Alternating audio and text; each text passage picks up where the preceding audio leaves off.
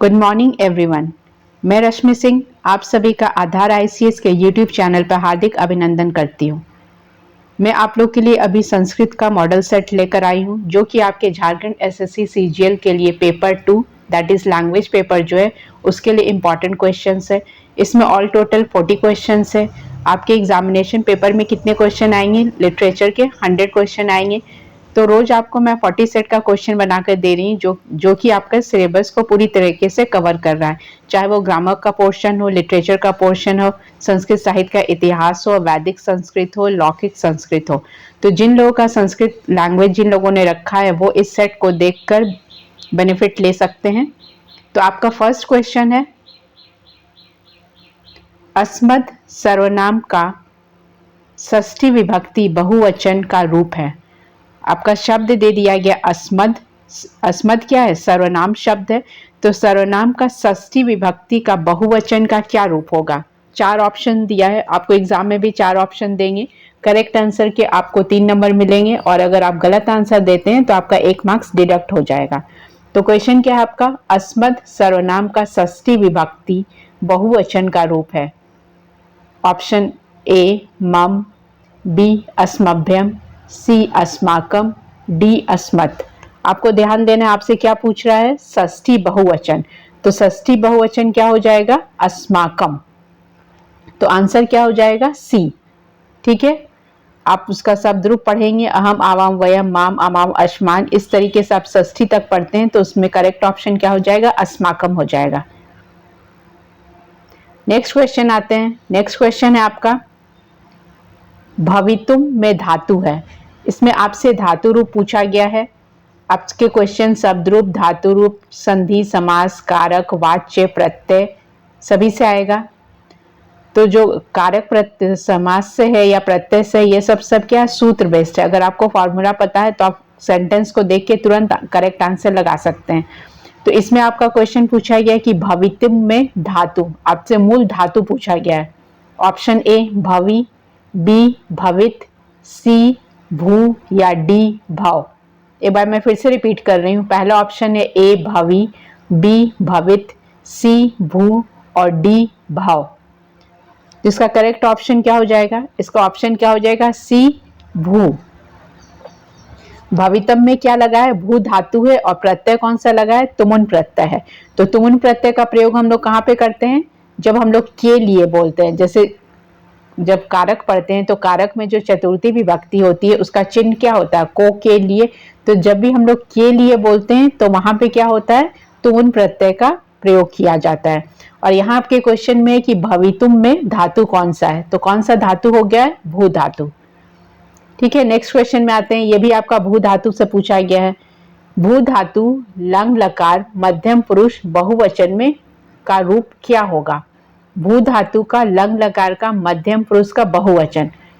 तो आप भू धातु का लंग लकार में अगर जाते हैं तो कहां से स्टार्ट होगा? अभवत, अभवताम, अभवन। ठीक है, आपसे क्या पूछा जा रहा है? मध्यम पुरुष का। तो तीनों पुरुष जो है, प्रथम पुरुष, मध्यम पुरुष, उत्तम पुरुष। तो प्रथम पुरुष में क्या हो गया? अभवत, अभवताम, अभवन। मध्यम में क्या हो गया? अभव, अभवतम, अभवत। और उत्तम में क्या हो जाएगा? अभवम, अभवाव, अभवाम।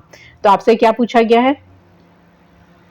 भू धातु का मध्यम पुरुष का बहुवचन रूप। तो मध्यम पुरुष का बहुवचन रूप क्या हो जाएगा? पहला ऑप्शन है ए अभवत, दूसरा ऑप्शन भी है ए अभवत। पहला वाला में हलंत है, दूसरे वाले में नहीं है। सी में है अभव और डी में है अभवतम। तो करेक्ट आंसर आपका क्या है? करेक्ट आंसर है जिसमें हलंत नहीं होगा, अभवत, दैट इज बी। ठीक है, इजी क्वेश्चन है।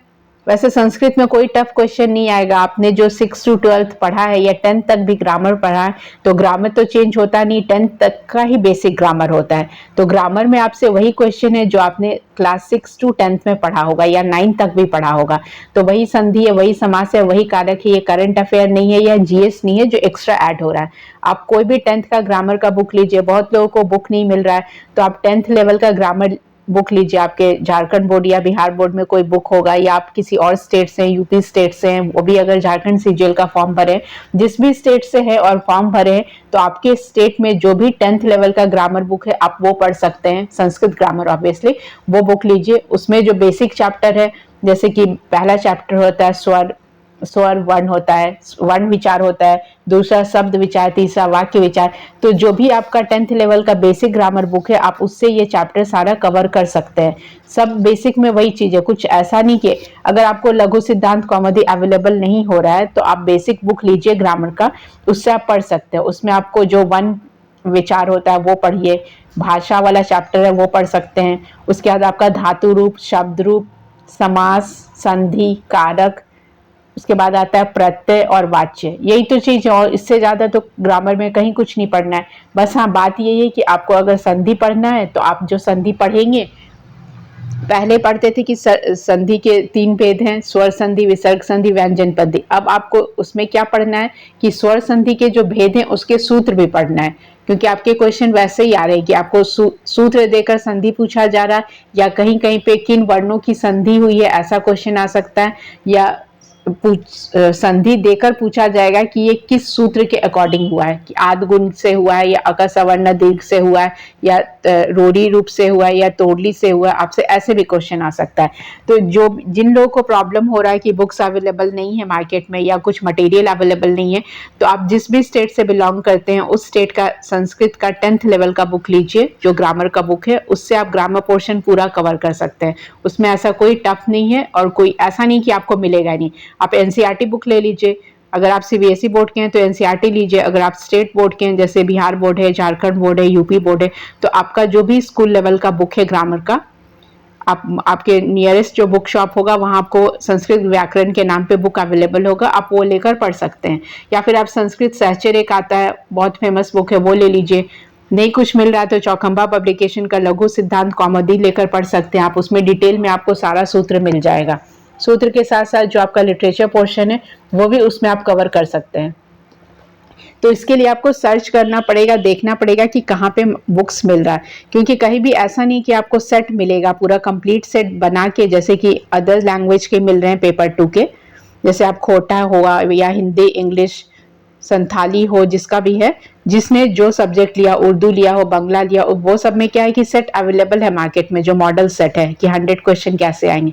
संस्कृत का नहीं अवेलेबल है और आपने संस्कृत रखा है तो आप ऐसे कर सकते हैं, ग्रामर बुक लीजिए और ग्रामर बुक को थॉरो पढ़ लीजिए, जो आपके सिलेबस में भी मेंशन है कि आपको क्या क्या पढ़ना है, तो अकॉर्डिंगली सिलेबस आप देखिए, आप उससे पूरा पोर्शन कवर कर सकते हैं।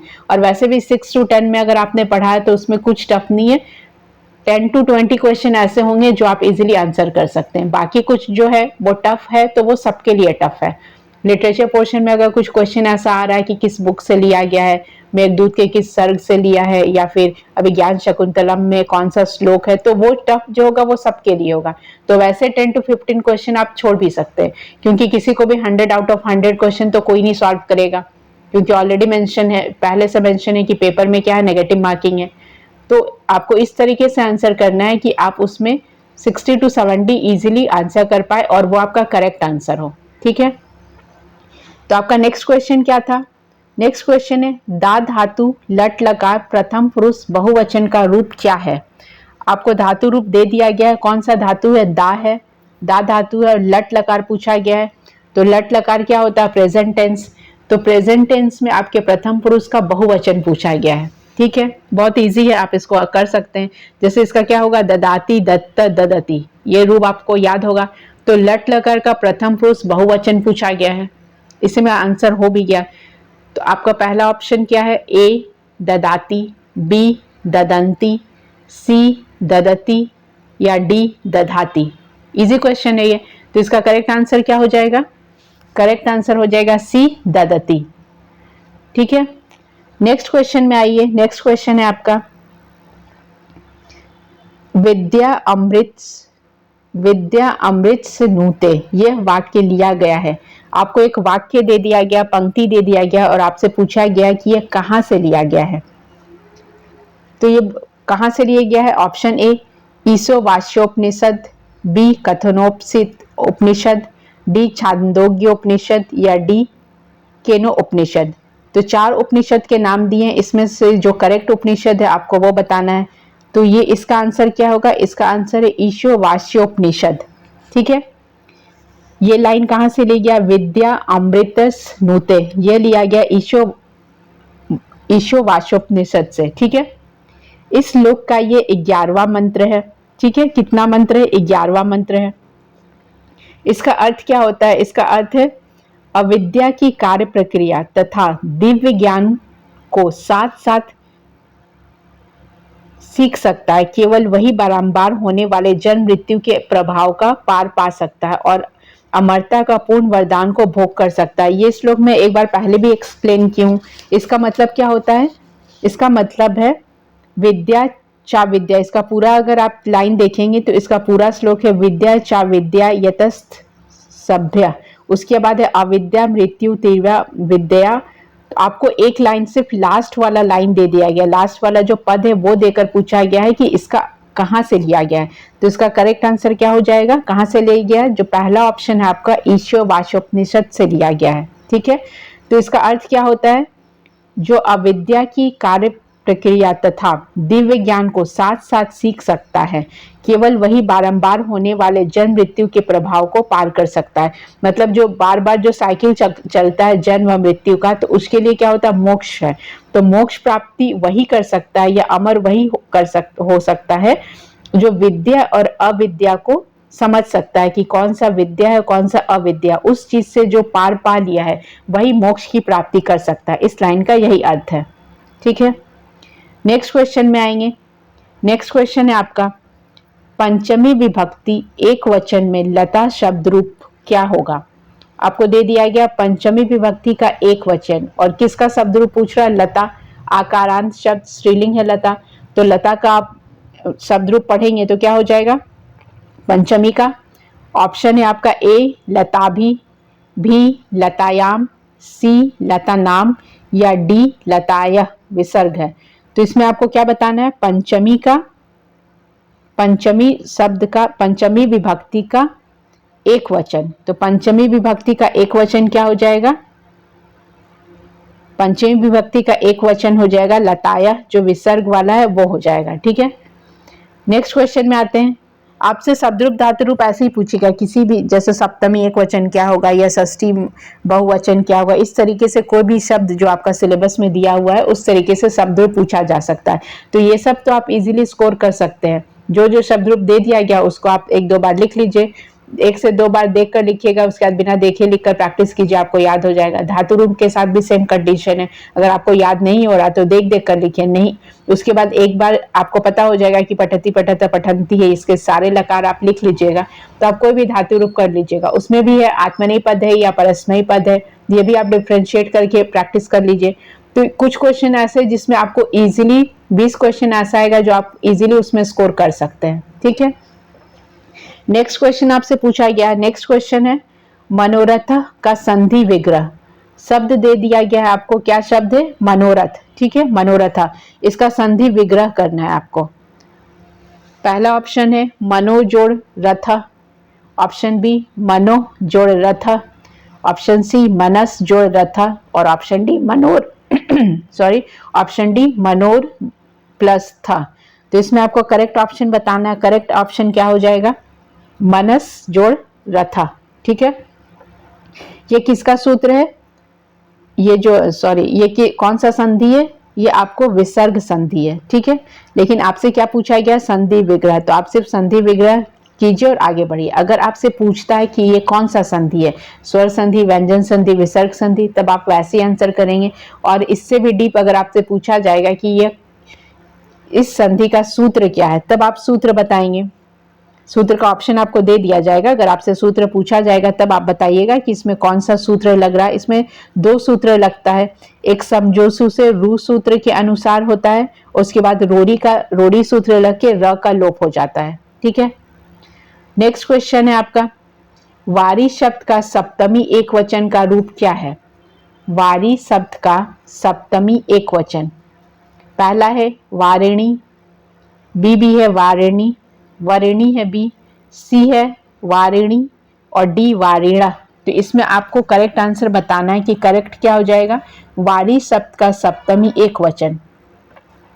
सप्तमी एक वचन में क्या हो जाएगा? वारिणी, जो आपका सी वाला ऑप्शन है। ठीक है, बाकी में आप ऑप्शन देखिए, बाकी एक पहला वाला में स्पेलिंग मिस्टेक है, बी में दूसरा मात्रा दिया हो तो इसका करेक्ट ऑप्शन क्या हो जाएगा? सी। नेक्स्ट क्वेश्चन में आते हैं। नेक्स्ट क्वेश्चन आपका समास से है। चटकौ में कौन सा समास है? आपका शब्द दे दिया गया है, क्या है? चटकौ। तो आप इसका अगर समाहार करेंगे, विग्रह करेंगे, तो विग्रह करने पे क्या होगा? ऑप्शन में है आपका ए द्विगु, बी द्वंद, सी कर्मधारय और डी तत्पुरुष। तो चटकौ का मतलब क्या होगा? चटकौ का अगर आप ये करते हैं, विग्रह करते हैं, तो क्या होगा? चटको, चटक, चटका च, चटक च। विसर्ग आप करेंगे तो चटका और चटक, चटका च और चटक च हो जाएगा। ठीक है, तो इसमें दोनों पद प्रधान है। तो दोनों पद प्रधान किस समास में होते हैं? द्विगु समास में क्या होता है? संख्यावाचक होता है। द्वंद्व में क्या होता है? दोनों पद प्रधान होता है। कर्मधारय में क्या होता है? उपमा उपमेय का भाव होता है, एक विशेषण होता है, दूसरा विशेष से होता है। और तत्पुरुष समास में क्या होता है? जो कारक के जो भेद है, कारक के भेद के जो चिन्ह लगते हैं उसके अकॉर्डिंग तत्पुरुष समास होता है। तो इसमें आप क्या देखेंगे? आपके दोनों पद प्रधान है, पूर्व पद भी प्रधान है, उत्तर पद भी प्रधान है। तो कौन सा समास हो जाएगा? द्वंद्व समास। तो कोई भी समास अगर आता है तो सबसे पहले आप उसका क्या कीजिए? समास का विग्रह करेंगे। ठीक है, जैसे संधि विच्छेद करेंगे वैसे उसी तरह समास को पहले हम लोग विग्रह करेंगे। विग्रह करते से आपको क्लियर हो जाएगा कि ये कौन सा समास है। तो द्वंद्व समास कहलाएगा ये। ठीक है, नेक्स्ट क्वेश्चन है आपका, किस वाच्य पूछा जा रहा है आपसे, क्रिया कर्म के अनुसार चलती है। कौन सा वाच्य है जो आपका जो क्रिया है कर्म के अनुसार चलेगा? ऑप्शन ए कर्तृवाच्य, ऑप्शन बी भाववाच्य, ऑप्शन सी कर्मवाच्य या ऑप्शन डी तीनों में। किस में चलेगा? तो ये लास्ट क्लास में भी कर्मवाच्य, कर्तावाच्य, भाववाच्य पे डिस्कशन हो चुका है। तो इसमें क्या होगा? इसका ऑप्शन हो जाएगा कर्मवाच्य। कर्मवाच्य में क्रिया कर्म के अनुसार चलती है। जो कर्म होगा उसी के अनुसार जो है क्रिया जो है कर्म के अनुसार ही चलेगी। कर्मवाच्य में कर्ता में तृतीया विभक्ति तथा कर्म में प्रथमा विभक्ति का प्रयोग होगा। ठीक है, कर्मवाच्य में सकर्मक क्रियाओं से ही होती है। इसके रूप केवल आत्मनेयी पद में चलते हैं। तो इसमें कौन सा पद चलेगा? आत्मनेयी पद में चलेगा। ठीक है, तो इसका करेक्ट आंसर क्या हो गया? करेक्ट आंसर क्या हो जाएगा? सी कर्मवाच्य।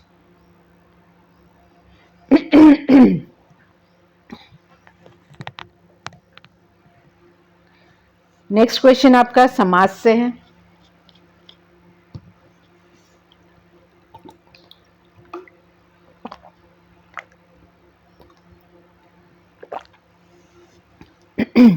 प्रतिदिनम पद में कौन सा समास है? आपको पद दे दिया गया प्रतिदिनम। प्रतिदिनम में कौन सा समास है? ए कर्मधारय, बी बहुव्रीहि, सी अव्ययी भाव और डी तत्पुरुष। तो सेम है, जैसे आप ऊपर चटकौ का विग्रह किए थे वैसे इसका भी विग्रह कीजिए। तो इसका विग्रह करेंगे तो क्या होगा? दिन दिन प्रतिदिनम। तो ऐसे कहाँ पे हम लोग करते हैं? प्रति, परा, उप ये सब कहाँ लगा होता है? अव्ययी शब्द है ये सब। तो ये अगर आप इस तरीके से विग्रह करेंगे तो विग्रह करते से आपको समझ में आ जाएगा कि कौन सा समास लग रहा है। तो इसमें पहला ऑप्शन आपका कर्मधारय, बी बहुव्रीहि, सी अव्ययी भाव और डी तत्पुरुष। तो कर्मधारय का आपको पता है क्या होता है? कर्मधारय में एक विशेषण होता है, दूसरा मतलब विशेष्य होता है, उपमा उपमेय का भाव होता है। बहुव्रीहि अपना समान अर्थ छोड़कर विशेष अर्थ देते हैं। अव्ययी भाव में क्या होता है? पहला पद आपका क्या होगा? अव्ययी शब्द होगा। ठीक है, तो प्रतिदिनम में कौन सा समास हो गया? अव्ययी भाव समास हो गया। जिस समास में पूर्व पद प्रधान हो तथा पूर्व पद में अव्यय पद हो। ठीक है, जो अव्यय पद होगा तो वो क्या हो जाएगा? अव्ययी भाव समास हो जाएगा। जैसे आप इसका विग्रह करेंगे प्रतिदिनम, दिनम दिनम दिनम प्रति। ठीक है, समझ गए? नेक्स्ट क्वेश्चन आइए। नेक्स्ट क्वेश्चन है आपका, व्याकरण से संबंधित संधि नहीं है। आपको संधि दे दिया गया और बोला गया है कौन सा व्याकरण से संबंधित संधि नहीं है।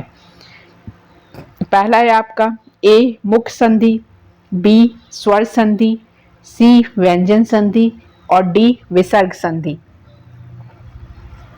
तो आप क्वेश्चन पढ़िएगा, क्वेश्चन में ही पता चला। अगर आपको संधि का नॉलेज है तो आप बता देंगे कि स्वर व्यंजन विसर्ग क्या होता है। व्याकरण से संबंधित है ये, तो इसका करेक्ट ऑप्शन क्या हो जाएगा? ए, मुख संधि।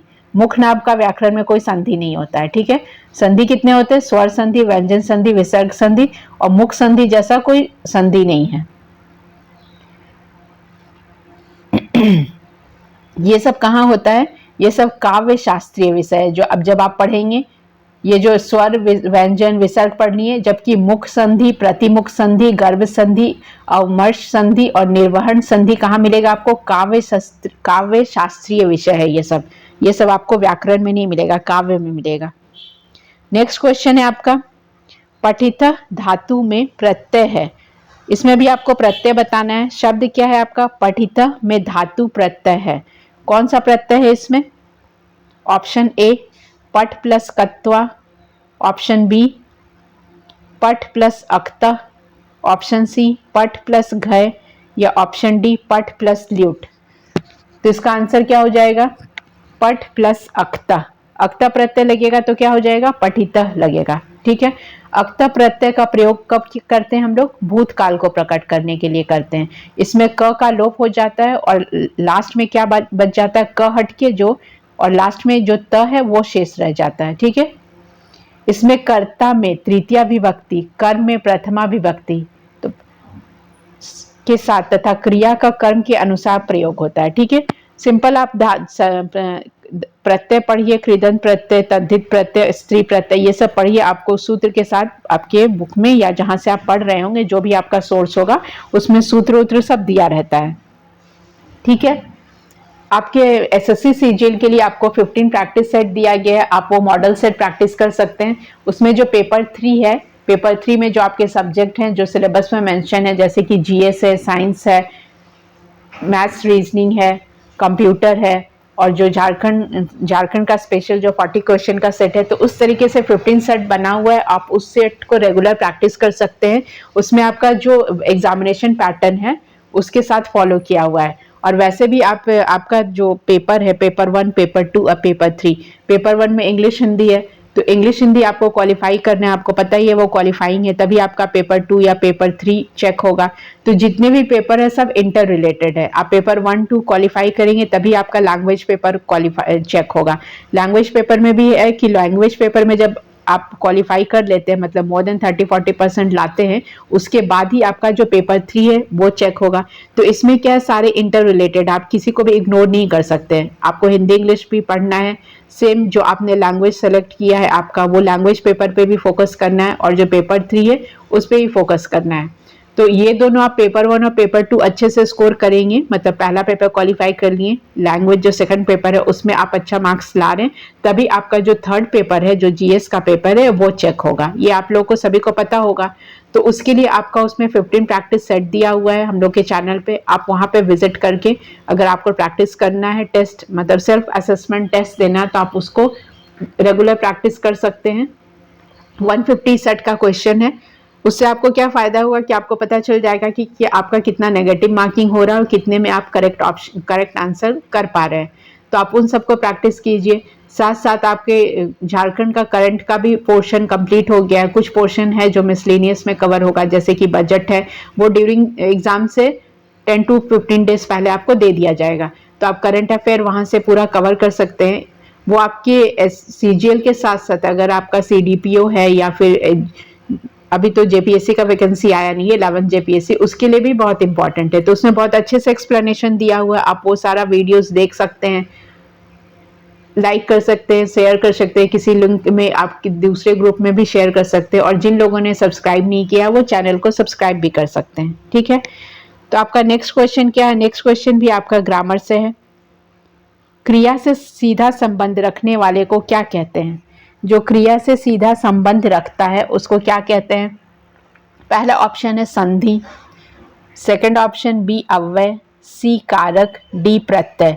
तो इसका करेक्ट ऑप्शन क्या हो जाएगा? ये जो संधि, अव्यय, प्रत्यय हैं ये तो नहीं होगा। तो करेक्ट ऑप्शन क्या है? कारक। कारक का डेफिनेशन आप लोग ने पढ़ा ही होगा, क्रियावन्य वही कारकम, ठीक है। तो इसका आंसर क्या हो जाएगा? 14 का कारक। अब कारक का डेफिनेशन भी ये तो पता ही है ना कि क्रिया से संबंध रखने वाले जो विभक्ति युक्त पद होते हैं उसको क्या कहते हैं? कारक कहते हैं। संस्कृत वांग्मय में कारक के कितने भेद माने गए हैं? 6। और हिंदी में अगर आप पढ़ेंगे तो क्या हो जाएगा? कर्ता से लेके संबोधन तक आप काउंट कर सकते हैं। इतना बेसिक नॉलेज आपको होगा ही, तो इसमें इतना डिस्कशन का जरूरत नहीं है। नेक्स्ट क्वेश्चन है आपका, तस्मय में विभक्ति है। आपको एक शब्द दे दिया गया, उसमें पूछा गया कि तस्मय में कौन सी विभक्ति है? ए प्रथमा, बी द्वितीया, सी तृतीया या डी चतुर्थी। ठीक है, तो तस्मय में कौन सा विभक्ति होगा? ए प्रथमा, बी द्वितीया, सी तृतीया या डी चतुर्थी। करेक्ट ऑप्शन क्या है? डी चतुर्थी। इसका मूल शब्द क्या है? तत्। ठीक है, तत् का आप शब्द रूप पढ़ेंगे पूरा तीनों लिंग में, पुल्लिंग, स्त्रीलिंग या नपुंसकलिंग में, तब आपको ये शब्द आएगा। ठीक है, तो ये आपको पढ़ना है। तो तस्मय शब्द किसका है? तस्मय, ताभ्यम, तेभ्य, ये पुल्लिंग व नपुंसकलिंग दोनों में समान चलता है। ठीक है, नेक्स्ट क्वेश्चन है आपका। नेक्स्ट क्वेश्चन में आपको श्लोक दे दिया गया। श्लोक से आपसे पूछा गया है कि यह श्लोक कहां से उद्धृत है। श्रुतेवार्थ स्मृति अवगच्छत। प्रस्तुत श्लोकांश कहां से उद्धृत है, मतलब ये श्लोक कहां से लिया गया है? ए ऋग्वेद से, बी मनुस्मृति से, सी रघुवंश महाकाव्यम से या डी उपयुक्त में से कोई नहीं। तो इसके लिए आपको श्लोक याद रखना होगा कि यह श्लोक कहां से लिया गया है। प्रस्तुत श्लोक कहां से लिया गया है? यह श्लोक जो है ये कालिदास द्वारा रचित है। यह श्लोक महाकवि कालिदास कृत रघुवंश महाकाव्य से लिया गया है। कहां से लिया गया है? रघुवंश महाकाव्य से। यह द्वितीय सर्ग का श्लोक है। कितने सर्ग का श्लोक है? जो द्वितीय सर्ग है उसका द्वितीय श्लोक है। ठीक है, ये कहां से लिया गया? आपको रघुवंश से लिया गया है। तो आपको याद रखना है कि रघुवंश में किसके कहानी के बारे में बताया गया है? रघुकुल के जितने जो है राजा, चाहे वो अज हो, दिलीप हो, दशरथ हो, राम हो, सबके बारे में उसमें डिस्कशन है। तो इसकी रचना किसने की है? कालिदास ने। तो इस श्लोक का मतलब क्या है? सुदक्षिणा को स्मृति की भांति बताया है और कहा है कि प्राचीन मुनियों की वाणी का अनुसरण तो श्रुतियां और स्मृतियां भी करती हैं। ठीक है, इस श्लोक का यही अर्थ है। नेक्स्ट क्वेश्चन है आपका, अच संधि किसे कहते हैं? अच संधि किसे कहते हैं? ऑप्शन ए व्यंजन संधि, बी विसर्ग संधि, सी प्रतिमुख संधि या डी स्वर संधि। अच संधि किसे कहते हैं? तो इसमें अगर आपने संधि का चैप्टर पढ़ा है या कभी भी कोई बुक पढ़ा है संधि से रिलेटेड, तो अब पहला चैप्टर जब आप खोलेंगे, मतलब संधि का जब आप चैप्टर खोलेंगे, तो उसमें आपको दिया रहता है जो स्वर संधि जो है ना, उसी को क्या बोलते हैं? अच संधि बोला जाता है। ठीक है, स्वर संधि को क्या बोला जाता है? अच संधि। ठीक है, अच संधि स्वर संधि है। स्वर के साथ स्वर के मेल को स्वर संधि कहते हैं या अच संधि कहते हैं। अब स्वर संधि के कितने भेद है? 5 भेद हैं। तो आपको यह ध्यान रखना है कि स्वर संधि को ही अच संधि कहा जाता है। नेक्स्ट क्वेश्चन है, चौरभयम में समास है। आपका शब्द है चौरभयम शब्द, उसमें आपसे पूछा गया है कि समास कौन सा है? ए अव्ययी भाव, बी तत्पुरुष, सी द्वंद्व या डी द्विगु। तो इसमें कौन सा समास है? तो समास पहचानने के लिए सबसे पहले क्या करते हैं हम लोग? विग्रह करते हैं। चौर भयम, तो इसमें शब्द आप देखिए भयम दिया हुआ है। भयम मतलब क्या होता है? डर। चोर से डर लगना, चौरात भयम, चोर से डरना। तो यहाँ पे आप देखिए इसमें एक विभक्ति आ रहा है, चोर से डर। किससे डर? चोर से डर। तो डर जब आ रहा है, से आ रहा है, तो ये किसका चिन्ह है? जब आप कारक पढ़ेंगे कर्ता ने कर्म को करण से, संप्रदान को के लिए अपादान से, तो जिस किसी से डर लग रहा है, किससे डर लग रहा है? चोर से डर लग रहा है। तो यहाँ पे आपको कौन सा समास हो जाएगा? अव्यय भाव तो नहीं होगा क्योंकि उसमें अव्यय पद चाहिए। तत्पुरुष और द्वंद और द्विगु। द्विगु में क्या होता है? दोनों पद प्रधान, द्वंद में क्या होता है? दोनों पद प्रधान होता है। द्विगु में क्या होगा? संख्यावाचक होगा। तो इसमें कौन सा लग रहा है आपको? तत्पुरुष समास होगा। क्यों? इसका आप विग्रह कीजिए। तत्पुरुष समास में अंतिम पद प्रधान और समास का जो अंत होता है लिंग वचन अंतिम पद के अनुसार होता है। तो इसमें क्या है? चोर से डर, चौरात भयम अर्थात चोर से डर। तो इसमें पंचमी तत्पुरुष समास हो जाएगा। ठीक है, नेक्स्ट क्वेश्चन है आपका, नेक्स्ट क्वेश्चन आपको सेंटेंस दे दिया गया और उसमें आपसे पूछा गया है कि शुद्ध वाक्य कौन सा है, शुद्ध वाक्य पहचानना है। पहला लाइन है मम न रोचते मोदकम, मम न रोचते मोदकम। नेक्स्ट लाइन है, नेक्स्ट सेंटेंस है माम न रोचते मोदकम, माम न रोचते मोदकम। ऑप्शन सी मह्यम न रोचते मोदकम और ऑप्शन डी मत न रोचते मोदकम। इसमें आपके जितने भी ऑप्शंस दिए उसमें अहम जो शब्द है अस्मत् शब्द उसी का रूप चल रहा है, बाकी में सब देखिए आप रोचते और मोदकम सेम है। तो आपको पता करना है कि इसमें कौन सा वाक्य शुद्ध है। तो कौन सा शुद्ध है, अगर आपने कारक पढ़ा है, संप्रदान कारक का रूल पढ़ा है, सूत्र पढ़ा है, तो उसमें एक सूत्र आता है रुच्यार्था नाम प्रियमाणा।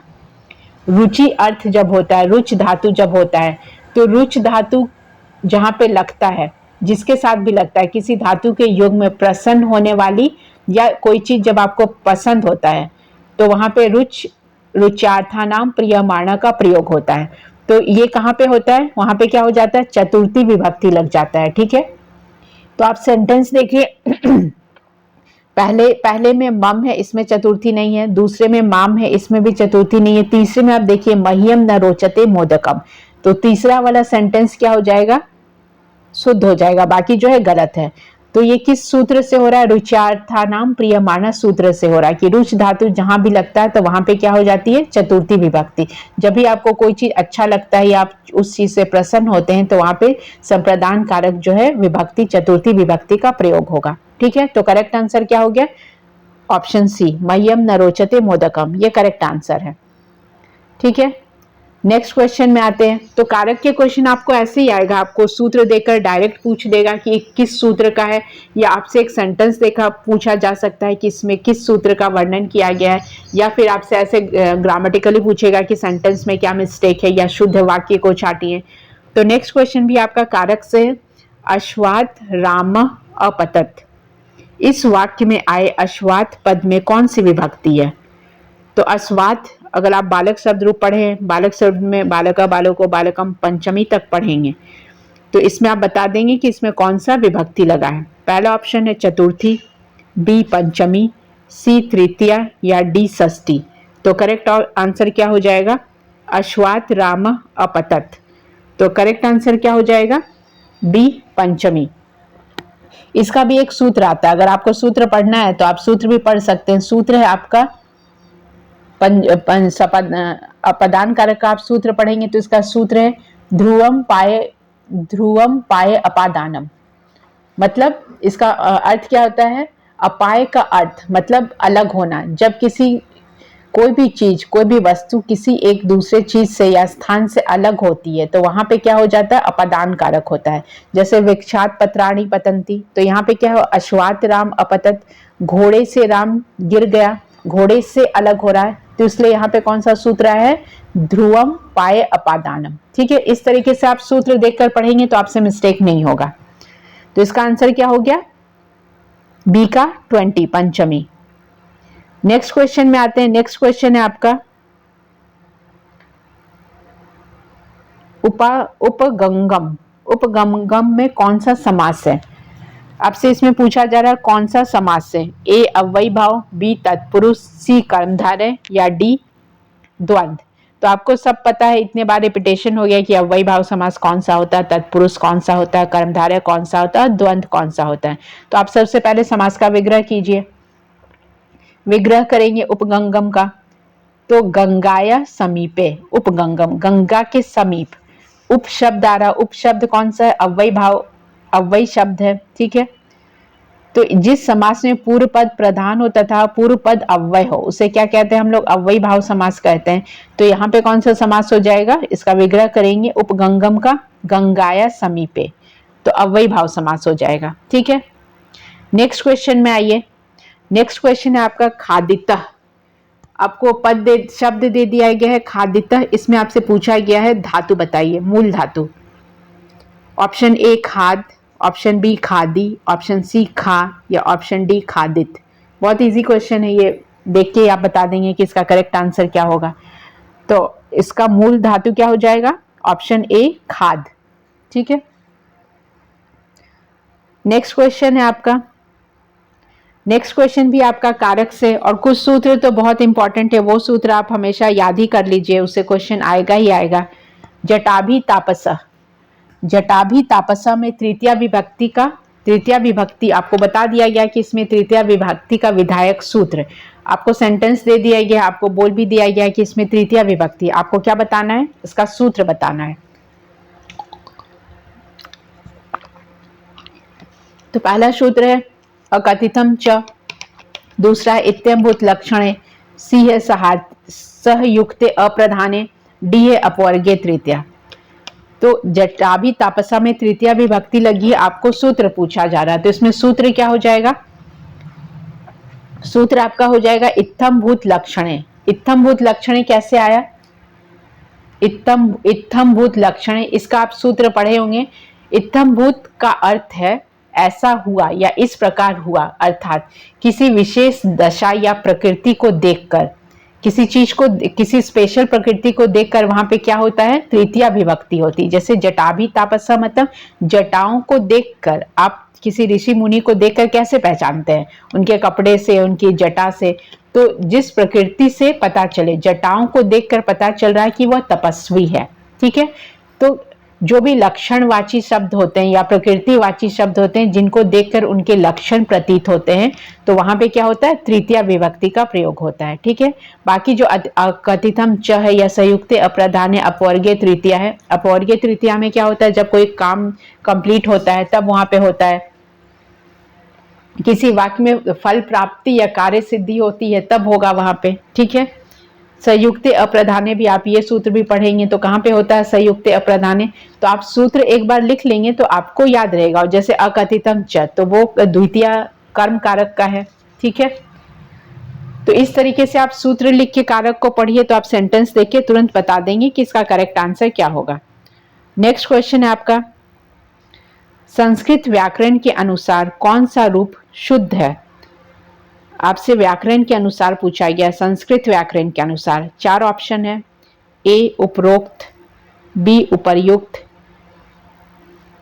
सी अपरोक्त और ऑप्शन डी उपरोक्त। इसमें जो करेक्ट है आपको वह बताना है, मतलब आपसे उपयुक्त शब्द का स्पेलिंग पूछा गया है। तो इसमें क्या हो जाएगा? ऑप्शन बी उपर्युक्त, बाकी जो है वो गलत होंगे। उपर्युक्त शुद्ध शब्द है, तत्सम शब्द है ये, और बाकी जो है वो इसका तद्भव है या स्पेलिंग में मिस्टेक है। ठीक है, नेक्स्ट क्वेश्चन में आइए। नेक्स्ट क्वेश्चन है आपका, नदी शब्द के द्वितीय विभक्ति का बहुवचन क्या होगा? आपका नदी शब्द रूप दे दिया गया और आपसे पूछा गया कि द्वितीय का बहुवचन क्या होगा। तो आप उसका पूरा कर लीजिए, मतलब शब्द रूप पढ़ लीजिए, उसमें आपको पता चल जाएगा। द्वितीय में क्या हो जाएगा? नदीम, नद्दौ, नदी। तो द्वितीय बहुवचन आपसे पूछा गया है। आपका ऑप्शन ए है नद्दा, बी है नद्दौ, सी है नदी और डी है नदीम। तो करेक्ट आंसर क्या है इसका? करेक्ट आंसर हो जाएगा सी नदी, जिसमें विसर्ग दिया हुआ है। ठीक है, नेक्स्ट क्वेश्चन आइए। नेक्स्ट क्वेश्चन है आपका, क वर्ण का उच्चारण स्थान क्या है? आपको वर्ण दे दिया गया, आपसे पूछा गया उच्चारण स्थान क्या है। तो आपका जो संस्कृत ग्रामर का पहला चैप्टर होता है उसमें आपने पढ़ा होगा उच्चारण स्थान। आपको बहुत बार मैं आपको सूत्र भी बता चुकी हूँ कि ये जो क वर्ग है, च वर्ग है, सबका उच्चारण स्थान आपको कैसे पहचानना है। तो इसका सूत्र होता है अकुह विसर्जयानानाम कंठ, मतलब अ आ क वर्ग और विसर्ग का उच्चारण कहाँ से होता है? कंठ से होता है। फिर आपका तालु दिया हो, इचु याशानाम तालु, ई च वर्ग तालु है उच्चारण स्थान। ऋतु रसानाम मूर्धा, मूर्धा के लिए जो मूर्धा से होते हैं उसके सूत्र क्या है? ऋतु रसानाम मूर्धा, मतलब री ट वर्ग र और श। वैसे ही ऋतु रसानाम दंत, उप मध्यानाम एदेतो कंठ और दौतो कंठोष्टम। तो इसमें आपसे पूछा गया क वर्ण का उच्चारण स्थान क्या है? ऑप्शन ए मूर्धा, बी तालु, सी कंठ या डी ओष्ठ। तो इसका आंसर क्या हो जाएगा? सी कंठ। आपका सूत्र क्या हो जाएगा? अकुह विसर्जयानाम कंठ के अकॉर्डिंग। नेक्स्ट क्वेश्चन है, इक्ष्वाकु वंशी राजाओं का निरूपण प्राप्त होता है। कौन से वंशी राजाओं का? इक्ष्वाकु। ठीक है। ऑप्शन ए 10 कुमार चरितम में, बी रघुवंशम में, सी मेघदूतम में या डी कादम्बरी में। इक्ष्वाकु वंश किस में प्राप्त होगा आपको?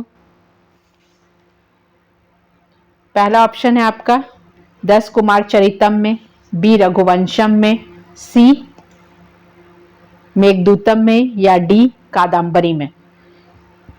तो इसका आंसर क्या हो जाएगा? बी रघुवंशम में। ठीक है। रघुवंश अगर आप पढ़ेंगे तो उसमें आप देखेंगे किस किस का वर्णन दिया गया है। ठीक है। इक्ष्वाकु वंश राजाओं का निरूपण रघुवंश में प्राप्त होता है।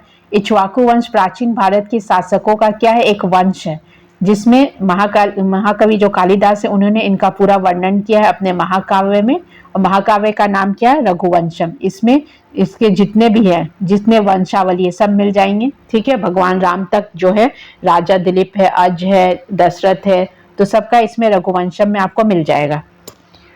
तो इसमें ऐसे क्वेश्चन क्यों है?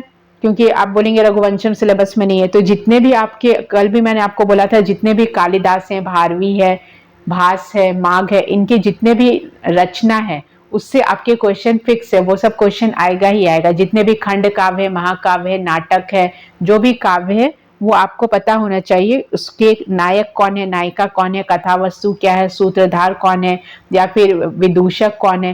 तो ये सारा डिटेल आपको, जितने भी बुक्स हैं संस्कृत के, वैसे ज्यादा तो है नहीं, ज्यादा राइटर तो है नहीं उसमें, जैसे आप ग्रामर उसमें भी पढ़ते हैं, रसचंद अलंकार में मम्मट, भामा, रुद्रट, आनंदवर्धन, इन सब के बारे में आपको पूरा नॉलेज।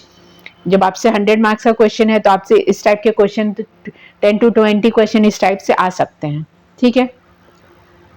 नेक्स्ट क्वेश्चन है, अष्टाध्यायी ग्रंथ संबंधित है। Easy question. ऑप्शन ए व्याकरण से, बी नाट्यशास्त्र से, सी अलंकार से या डी काव्य शास्त्र से। तो जो भी व्याकरण पढ़ते हैं उनको पता ही है कि अष्टाध्यायी किससे संबंधित है? ए व्याकरण से। अष्टाध्यायी ग्रंथ व्याकरण से संबंधित है। इसके रचयिता कौन है? पाणिनि है। इस ग्रंथ में 8 अध्याय है, इसलिए हम लोग क्या बोलते हैं? अष्टाध्याय। प्रत्येक अध्याय में 4 पद है। कितने पद हैं? 4 पद है। कुल 96 सूत्र हैं। कितने सूत्र हैं? मतलब 4000 कम में 4 कम है। ठीक है। 3996 सूत्र हैं। इसमें आपको सब मिल जाएगा, संधि है, कारक है, कृदंत है, अख्यात, निपात, उपसंख्यन, स्वर संधि, शिक्षा, तद्धित, जितना जो ग्रामर, पूरा व्याकरण आपको, अगर आपके पास टाइम है अष्टाध्यायी पढ़ने का तो आप वो पढ़ सकते हैं। ज्यादा नहीं है, उसमें 8 अध्याय है और 4 पद है और कुल इतने सारे श्लोक है। अगर आप इंटरेस्टेड हैं और जिनका जैसे पीएचडी है तो उन लोग को तो पता ही होगा, लेकिन जो एग्जाम पर्पज से पढ़ रहे हैं तो आप उसके लिए लघु सिद्धांत कौमुदी पढ़िए, उतना ही सफिशिएंट है। नेक्स्ट क्वेश्चन है, महर्षि पाणिनि ने संस्कृत वर्णमाला को कितने खंडों में विभाजित किया है? अब आपसे पूछा जा रहा है कि महर्षि पाणिनि ने संस्कृत वर्णमाला को कितने खंडों में विभाजित किया है। ये क्वेश्चन रिपीटेड है, बहुत सारे एग्जाम्स में आते हैं ये क्वेश्चन। कल भी मैंने आपको माहेश्वर सूत्र बताया था, माहेश्वर सूत्र में कितने हैं? 14 हैं। तो आपसे ये पूछा गया कि कितने खंड में विभाजित है? ए 12, बी 14, सी 16 या डी 18। तो इसका आंसर क्या हो जाएगा? माहेश्वर सूत्र कितने? 14 है। तो ये किसने डिफाइन किया है? महर्षि पाणिनि ने संस्कृत वर्णमाला को 14 खंडों में विभाजित किया है। कितने खंड में? 14 में। इसमें प्रथम 4 सूत्र क्या है? प्रथम 4 जो है अइंग, अ ई उंग है, उसके बाद ऋलिक है, एउंग है, एओच है, उसके बाद आता है वरट है, लण है, यम मंगणम है, झबश है, जब अगडदस है, खफ चट तव है, कपय है, शश है, शश ह है और हल है। तो ये क्या है? 14 माहेश्वर सूत्र है। ये किसने किया है? महर्षि पाणिनि ने संस्कृत वर्णमाला में इतने खंडों में विभाजित किया, 14 खंडों में विभाजित किया है। आपको माहेश्वर सूत्र नहीं पता होगा तो आपको संधि में उसका काम आता है, इंपॉर्टेंट है, तो माहेश्वर सूत्र एक बार आप याद कर लीजिए। नेक्स्ट है, त वर्ग का उच्चारण स्थान क्या है? आपसे सीधे सीधे पूछा त वर्ग का उच्चारण स्थान क्या है? ए कंठ, बी तालु, सी दंत या डी मूर्धा। उस समय आपको अगर सूत्र याद नहीं आ रहा है तो आप त थ द ध न बोल कर देख लीजिए कहां से उच्चारण हो रहा है, करेक्ट आंसर लगा दीजिए उसमें। ठीक है। इसका सूत्र है ऋतु लसानाम दंता। तो उच्चारण स्थान कहाँ से हो रहा है? त, थ, द, ध, न, ल और स का उच्चारण कहाँ से होता है? दंत से होता है। ठीक है, आप उस एग्जाम हॉल में भी बोलकर देखेंगे तो आप आंसर कर सकते हैं, इतना टफ नहीं है। तो ऑप्शन क्या हो जाएगा? सी, दंत। नेक्स्ट क्वेश्चन है, गम धातु का लोट लकार का मध्यम पुरुष का एक वचन में रूप क्या होगा? धातु क्या दिया है? गम। कौन से लकार में पूछ रहा है आपसे? लोट लकार में। प्रथम पुरुष एक वचन। ठीक है, ऑप्शन ए गच्छतु, बी गच्छेत, सी गमिष्यति या डी अगच्छत। तो जहां अगच्छत है तो वो देख के पता चल जाता है कि वो लंग लकार है, लेकिन आपसे पूछा क्या जा रहा है? लोट लकार। तो लोट लकार कैसे चलता है? गच्छतु गच्छताम गच्छन्तु, गच्छ गच्छतम गच्छत, गच्छानि गच्छावा गच्छामा। ठीक है, तो आपसे इसमें क्या पूछा गया? लोट लकार का प्रथम पुरुष का एक वचन में। तो एक वचन में क्या हो जाएगा? एक वचन में आपका हो जाएगा ए गच्छतु। ठीक है, नेक्स्ट क्वेश्चन में आइए। नेक्स्ट क्वेश्चन आपको शब्द रूप से पूछा गया है। पितृ शब्द रूप, पित्रा शब्द रूप है। ठीक है, इसमें आपसे पूछा गया पितृ शब्द के किस विभक्ति एवं वचन का रूप है? किस विभक्ति और वचन का रूप है? ए द्वितीय एक वचन, बी चतुर्थी बहुवचन, सी तृतीय एक वचन या डी तृतीय द्विवचन। पित्रा, आपसे पित्रा पूछा गया कि पित्रा किस विभक्ति एवं वचन का है। तो आप शब्द रूप याद कर लीजिए, शब्द रूप याद होगा तो आप एक बार में देख के बता देंगे कि कौन सा होगा। तो इसका आंसर क्या होगा? तृतीय एक वचन। तृतीय एक वचन में पित्रा, पितृभ्याम, पितृभि होता है। तो आंसर क्या हो जाएगा? तृतीय एक वचन। नेक्स्ट क्वेश्चन है अष्टविंशति। अभी रेगुलर आपसे ऐसे क्वेश्चन आ रहा है। अष्टविंशति शब्द का अर्थ क्या होता है?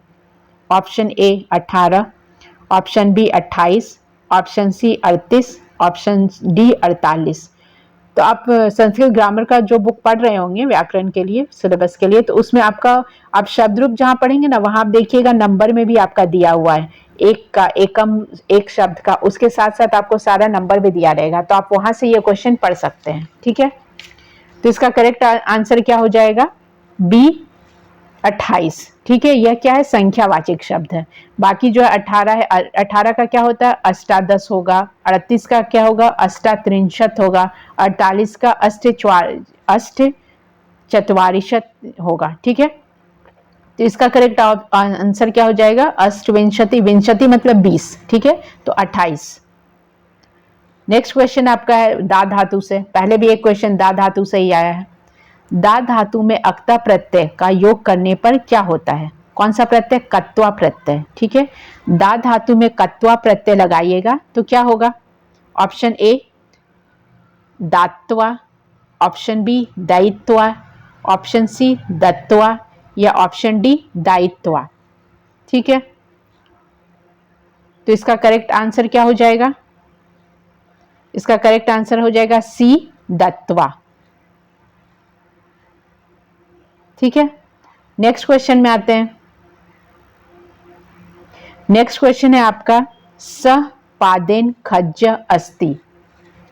सह पादेन खज्ज अस्ति, इसमें आपसे पूछा गया वाक्य में पादेन पद में तृतीय विभक्ति का विधायक सूत्र क्या है? आपको बोल दिया गया है कि इसमें तृतीय विभक्ति आपसे सूत्र पूछा गया है। सह पादेन खज्ज अस्ति मतलब वह पैर से लंगड़ा है। ऑप्शन ए रुच्यार्था नाम प्रियमाण, ऑप्शन बी येनांग विकारा, ऑप्शन सी अधिसिंस्थासम कर्म या डी अकथितम च। तो आप कारक का सूत्र अगर पढ़ रहे होंगे तो तृतीय कारक का जहां पे लिखे होंगे वहां पे आप देख सकते हैं येनांग विकार, जिस अंग में कोई विकार पाया जाए। ठीक है, तो इसका कौन सा अंग में विकार आ रहा है? येनांग विकार, इसके पैर में विकार है। सेंटेंस में क्या है? पादेन खज्ज, वो पैर से लंगड़ा है। तो जिस शरीर के विकृत अंग से या किसी अंग में जो अंगवाची शब्द विकार आ रहा है तो वहां पे क्या हो जाता है? तृतीय विभक्ति लगती है। ठीक है, तो यहाँ पे क्या हो जाएगा? येनांग विकारा में आंसर हो जाएगा आपका सह पादेन खज्ज, तो येनांग विकार हो जाएगा। समझ गए?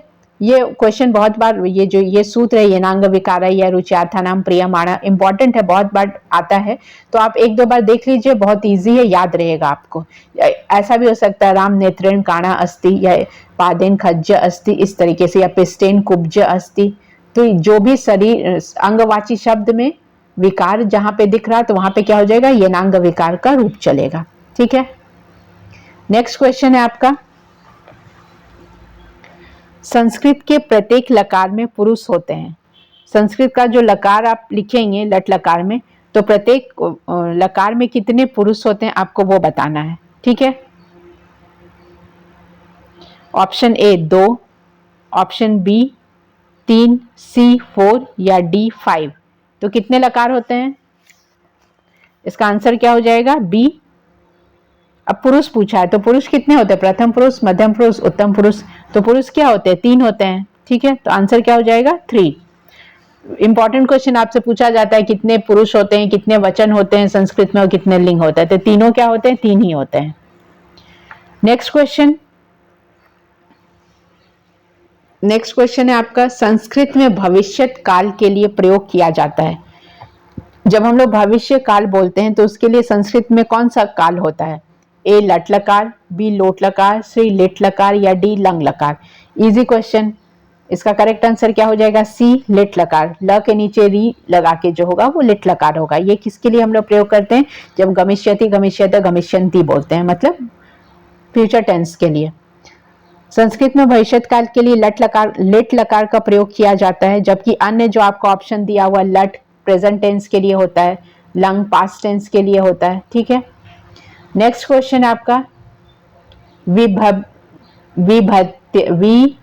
विभ्यति शब्द में मूल शब्द एवं धातु एवं लकार बताना है। आपका शब्द क्या है, भी। ठीक है, आपसे पूछा गया है विभ्यति मतलब भ आधारा, विभव्यति शब्द में मूल धातु एवं लकार क्या है। पहला ऑप्शन है भी धातु लट लकार, ऑप्शन बी भी धातु लिट लकार, ऑप्शन सी विभ धातु लट लकार या ऑप्शन डी विभ धातु लट लकार। तो इसमें क्या हो जाएगा, आप भी धातु पढ़ेंगे, भी धातु का मतलब क्या होता है, डरना। तो इसमें अगर आप पढ़ते हैं तो उसमें ये चलेगा, रूप कैसे चलेगा, विभेति विभीत विभ्यति। तो इसमें मूल धातु क्या हो जाएगा, भी धातु। ठीक है, तो करेक्ट आंसर क्या हो जाएगा, ए हो जाएगा। आप इसका रूप पढ़कर देखिए, विभेति विभीत विभ्यति, इस तरीके से चलता है ये। तो आपसे विभ्यति पूछा गया है, तो विभ्यति प्रथम पुरुष का बहुवचन है और मूल धातु क्या है, भी धातु है। भी मतलब डरना। ठीक है, तो इस तरीके से आपका 40 क्वेश्चन का सेट है। आप डेली सेट को देखिए, प्रैक्टिस कीजिए। जिन लोगों का संस्कृत लैंग्वेज एंड लिटरेचर है वो डेली एटलीस्ट आप जैसे कुछ काम कर रहे हैं, काम करते करते भी 40 क्वेश्चन का सेट है, आप देख सकते हैं। इतना कोई टफ नहीं है कि बहुत ज्यादा टाइम लग रहा है। साथ साथ आपको एक्सप्लेनेशन भी मिल रहा है 40 क्वेश्चन का, आपको ये भी फायदा हो रहा है। एक्सप्लेनेशन जितना भी ग्रामर पोर्शन है या कौन सा श्लोक कहाँ से लिया या किस ऑथर के बारे में डिस्कशन हो रहा है, ये सारा चीज आपको इस वीडियो से मिल रहा है। तो जिन लोगों का संस्कृत है और जिन लोगों को अभी तक कोई मैटर नहीं मिला है, तो आप इस चैनल के थ्रू अपना रिवीजन कर सकते हैं। एटलीस्ट आपका 40 to 30 क्वेश्चन रोज कवर हो रहा है और आपको वो याद भी रह रहा है। ठीक है, और एक्सप्लेनेशन आप देख सकते हैं कि आप जितने भी कारक के हैं, सूत्र हैं, समास है, संधि है, प्रत्यय है, उन सब का आप सूत्र लिखकर डेली प्रैक्टिस कीजिए। तो नेक्स्ट क्वेश्चन है, सत्री प्रत्यय युक्त पद कौन है। इस कौन से शब्द में सत्री प्रत्यय लगा है, कथित, कर्तुम, पठन या पठित्वा।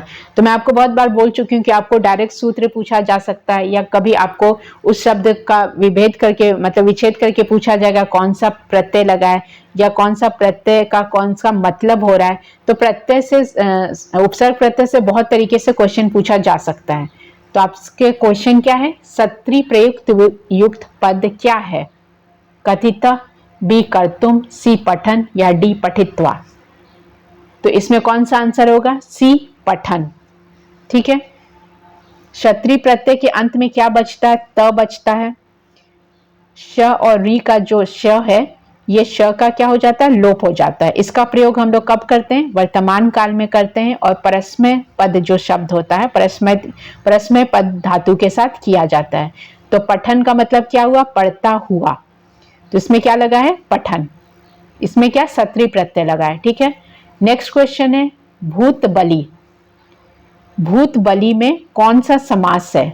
ऑप्शन ए अव्ययी भाव, बी तत्पुरुष, सी बहुव्रीहि या डी द्वंद्व। तो समास के लिए सबसे पहले आप इसका विग्रह कीजिए। विग्रह कीजिएगा भूत बलि। तो इसका विग्रह करने पे क्या होगा? भूतेभ्य बलि। भूतेभ्य में कौन सा विभक्ति आ रहा है? विग्रह आप कर रहे हैं तो भूतेभ्य बलि हो रहा है। तो भूतेभ्य बलि में क्या हो रहा है? चतुर्थी जो संप्रदान कारक है उसका विभक्ति आ रहा है। तो इसमें आपके ऑप्शन है अव्ययी भाव, तत्पुरुष, बहुव्रीहि, द्वंद्व। तो अव्ययी भाव समास को हम लोग कैसे पहचानते हैं? जिसमें अव्ययी पद होता है, अव्यय पद जिसमें होता है। तत्पुरुष में क्या होगा? कारक का विभक्ति से आप विग्रह होगा। बहुव्रीहि समास में क्या होगा? अपना एक विशेष अर्थ देगा। और द्वंद्व में क्या होता है? दोनों उत्तर पद पूर्व पद दोनों प्रधान होते हैं। तो इसका विग्रह कर रहे हैं तो क्या हो रहा है? भूतेभ्य बलि, चतुर्थी तत्पुरुष समास हो रहा है। इसमें विग्रह करने पे संप्रदान कारक आ रहा है। तो इसमें कौन सा समास हो जाएगा? चतुर्थी तत्पुरुष समास। ठीक है, इस तरीके से आप डेली प्रैक्टिस सेट 40 क्वेश्चन का सेट प्रैक्टिस कीजिए।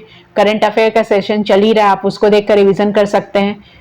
और बहुत ही जल्द बिहार बीपीएससी के लिए करंट अफेयर सेक्शन स्टार्ट होने वाला है। तो आप वो जिन लोगों ने बीपीएससी का फॉर्म डाला वो भी देखकर अपना करंट अफेयर सेक्शन रिवीजन कर सकते हैं। क्योंकि बीपीएससी में 150 क्वेश्चन में 30 to 35 क्वेश्चन किसके होते हैं? करंट अफेयर के होते हैं। और करंट अफेयर ये नहीं कि आपसे ओनली 1 ईयर का पूछा जाएगा, 3 to 4 ईयर्स आप मानकर चलिए। कुछ क्वेश्चन क्या होते हैं कि 2017-18 से भी करंट अफेयर का क्वेश्चन आ सकता है। तो आप पूरा रिवीजन कीजिए, अच्छे से पढ़ाई कीजिए। और जहां भी किसी भी टॉपिक पे आपको प्रॉब्लम हो रहा है तो आप कमेंट करके पूछ सकते हैं। आज संस्कृत रिलेटेड हो, जीएस रिलेटेड हो, किसी भी जीएस के सभी सब्जेक्ट से किसी से भी आपको प्रॉब्लम हो रहा है तो आप उसमें कमेंट सेक्शन में जाके कमेंट करके पूछ सकते हैं। ठीक है, thanks for watching our channel and stay tuned for new updates.